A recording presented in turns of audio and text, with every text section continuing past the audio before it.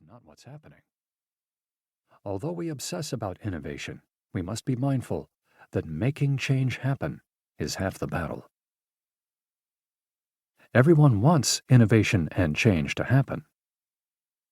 Almost every CEO of a major company will tell you that innovation is one of their core capabilities, an astounding 97%, in fact. This suggests that every major company has a strong commitment, support, and innovation capabilities, but our research has uncovered a different reality. But not everyone puts in the effort to make it happen. Roughly half of business leaders don't believe their company has a strong innovation plan. They don't believe they have enough time to work on new ideas, and they generally lack the capabilities to execute those ideas.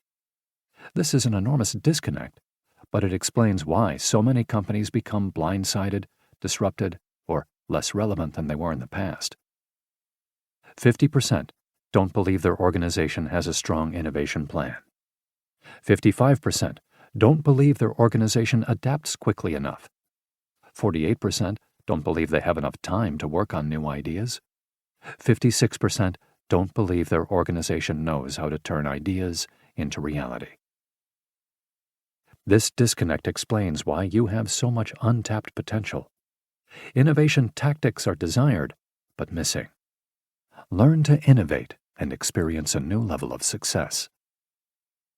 This book will equip you with battle-tested methods to create the future. After conducting more than 10,000 innovation workshops and custom futurism projects, my team has encountered almost every type of innovation problem. We perfected this framework with our clients to create the ultimate guide, making innovation and change happen. Our habits have changed entirely in the past decade. Driven by media clutter and shrinking attention spans, our world has become headline-obsessed. Because of this, this book is designed to be action-packed, offering 2 ways to learn the content. Consume the content beginning to end. Just listen to each headline. Ideally, you can pick up this book from any section and be good to go. Let's do this. Or join 10 million people watching the keynote videos. My specialty is bringing innovation to life through engaging keynotes and workshops that combine exciting stories with tactical takeaways. If you are a visual learner, check out my YouTube videos. So far, I have added roughly 3 hours of content related to this book. At the time of publication, more than 10 million people will have watched the videos. Watch online at jeremygutsche.com. Join me on Twitter and Instagram at jeremygutsche.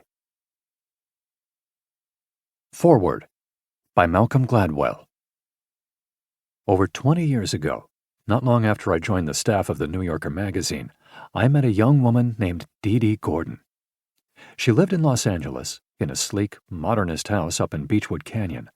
She drove an immaculate vintage Pontiac Trans Am. She was young and hilarious and brilliant in a completely unexpected way, and she had a job I'd never heard of before.